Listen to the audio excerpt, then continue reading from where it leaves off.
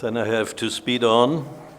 Dear friends and comrades, in 2022, the German government proclaimed a turning point, a new era, to accuse Russian Federation of waging war of aggression in violation of international law. Russia would thus have destroyed the European peace order. Propaganda in all countries of the collective West follows the same paradigm. They are speculating on the public's forgetfulness. Suddenly and unexpectedly, the NATO politicians and their media have rediscovered international laws. They want to make us forget their own wars of aggression against Afghanistan, Iraq, Libya, Lebanon, Sudan, Syria, and the Yemen.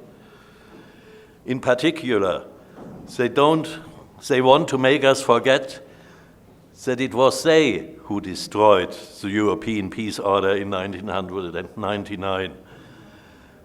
And we are supposed to forget that NATO, in breach of its words, moved even closer to the borders of the Russian Federation, finally refused to fulfill its demand of security guarantees on the basis of equal mutual security. The NATO invasion on March 24 in 1999 and 6 weeks of bombing terror against Yugoslavia was not only, as we said at that time, the door opener war for the coming wars of aggression. The series of imperialist wars since 1999 followed a long-term strategy of encircling and weakening the Russian Federation, of containing Russia and China. It served not at least to prepare the current NATO war against Russia.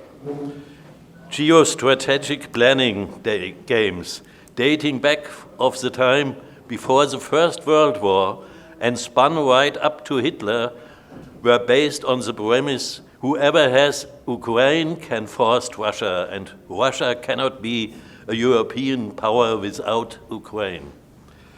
After the World War II, US policy was aimed to undermine cooperation between Russia and the Western Europe.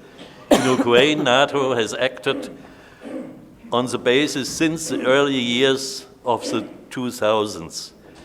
In December 2013, US Deputy Secretary of State Newland announced that over the previous years, the USA had invested $5 billion in what they call democratization of the country. The aim was to create a NATO stronghold in Ukraine and threaten Russia directly on its border. To this end, they strengthened nationalism there, and turning a country that was once committed to neutrality into an anti-Russian country. The pattern of the coup d'etat in Belgrade in 2000, led by Soros NGO Odpor, was followed by numerous other color revolutions up to the culminating of the Kiev Maidan.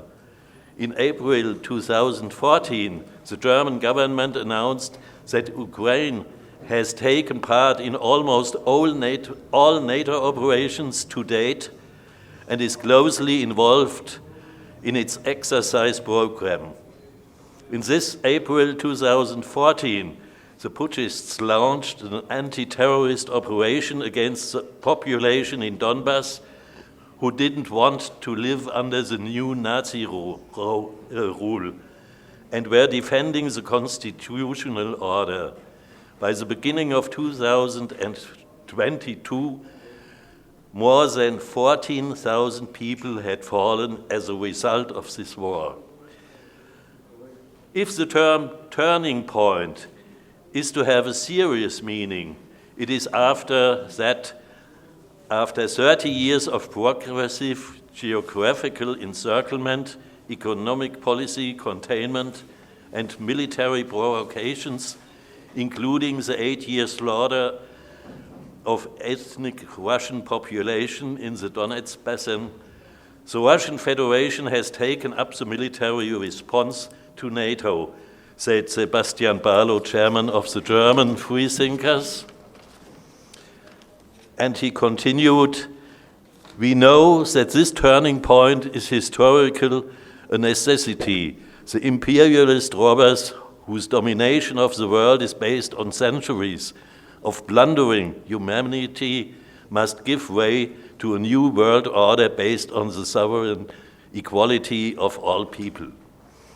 Hence the aggressive screeching, the hysterical outcry about the war that Russia is supposed to have started in 2022, even though it began in 2014, and Russians set out to end it.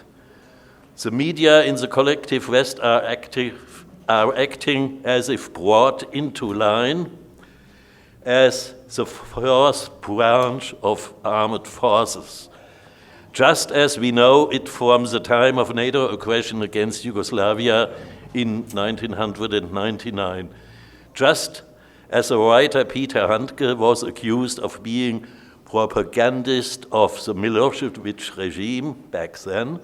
Everyone who contradicts the rampant Russophobia and the prevailing NATO ideology is to be silenced today.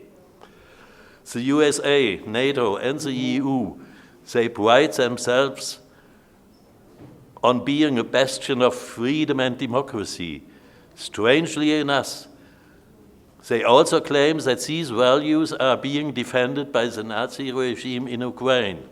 The same powers that bombed Yugoslavia 25 years ago are now promoting themselves as Serbia's new friends. Everyone can see that they are false friends.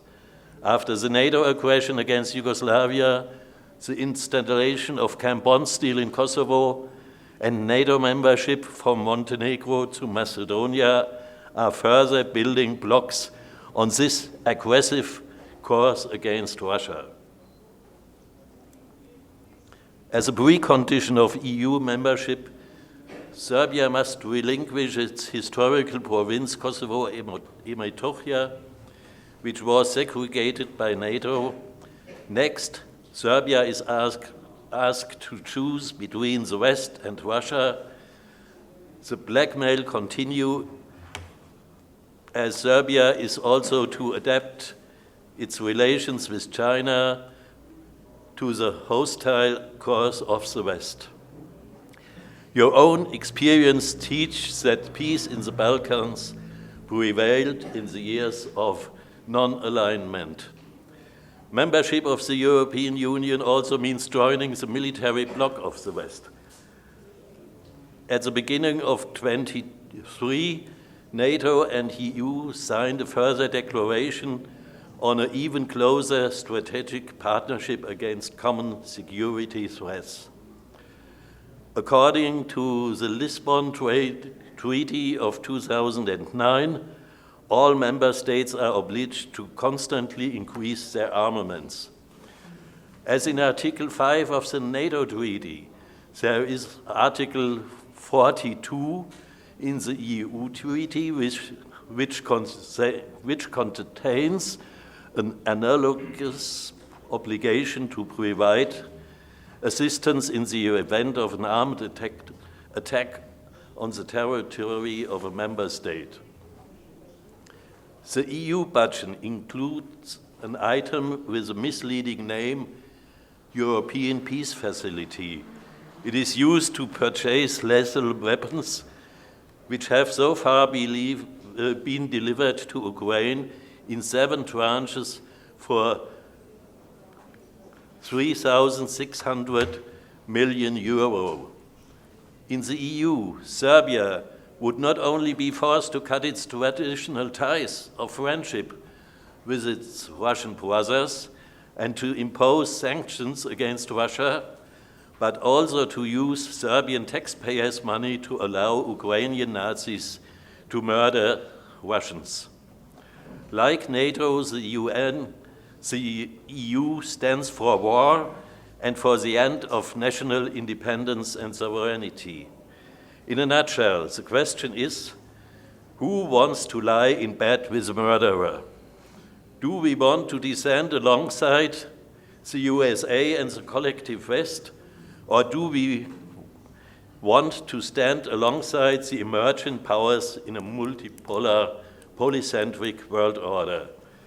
If we want to honor the victims and fighters against the NATO aggression in 1999, if we remain faithful to the legacy of Slobodan Milosevic as a fighter against imperialist robbery and slavery, it can only mean for us friendship with Russian Federation and the People's Republic of China.